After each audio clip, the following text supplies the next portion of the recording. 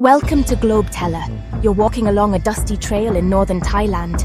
The air is heavy with heat and the chirp of cicadas rises from the trees. Suddenly, you see it.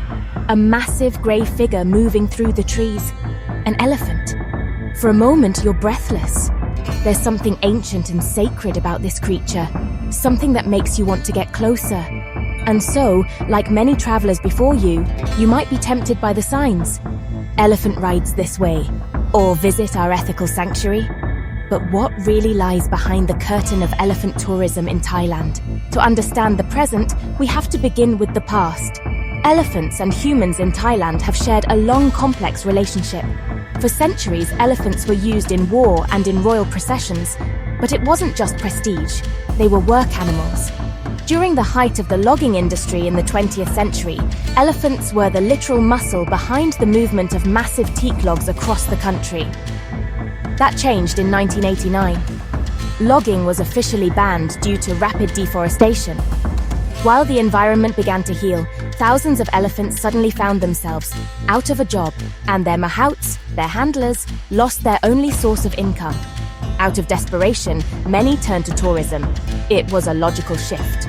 Tourists wanted to see elephants. Mahouts needed a way to feed them. Riding camps, circus-like performances, and photo ops quickly spread. From Chiang Mai to Phuket, elephants were marketed as docile companions to foreign visitors. But what tourists didn't see or didn't want to see was what happened behind the scenes. At first glance, it might seem harmless. You hop on an elephant's back for a short ride through the forest. Maybe it even looks happy, but the truth is often far more troubling. To control an animal as massive and intelligent as an elephant, many camps still rely on a brutal practice known as the fajan or the crush. It's not a metaphor. Young elephants are taken from their mothers, confined in tight cages, and subjected to beatings and sleep deprivation until their spirits are broken. This is how they become trainable. Even outside of the crush, daily life is rarely kind. Elephants are forced to carry tourists for hours, despite their spines not being built for weight-bearing. Over time, this leads to serious injury, painful sores, arthritis, sometimes even permanent spinal deformities. And then there are the tools, the bullhooks, the chains, the sticks. It's important to recognize that the harm isn't always obvious. Some elephants may look fine on the surface, but chronic stress can manifest in pacing, head bobbing, and repetitive swaying. These are signs of psychological trauma.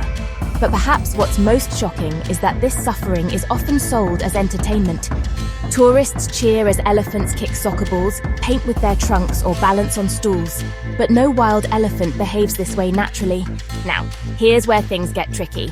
As awareness of elephant abuse has grown, so has the number of so-called ethical sanctuaries.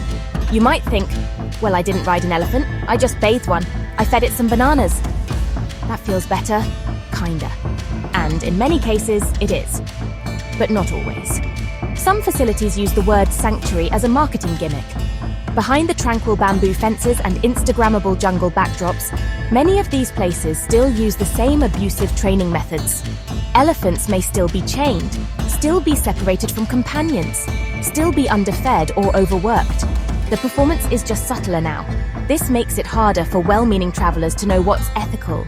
It's easy to be fooled when the cruelty is hidden behind smiles and good lighting. And then there are tragic incidents that underline just how unsafe and unnatural some of these interactions really are. In 2025, a young tourist named Blanca was killed at a so-called sanctuary after an elephant became agitated. Her death sparked headlines around the world and reignited urgent conversations about what real ethical tourism looks like. So what is ethical elephant tourism?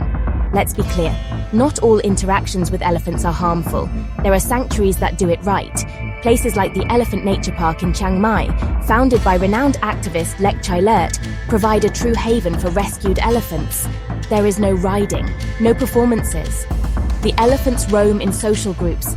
They're allowed to be elephants again, playing in rivers, foraging through trees, forming friendships. Even more promising are the community-based models popping up in remote villages.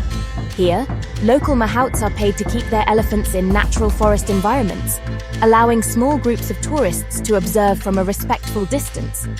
These models not only improve elephant welfare, but also uplift the local communities that care for them.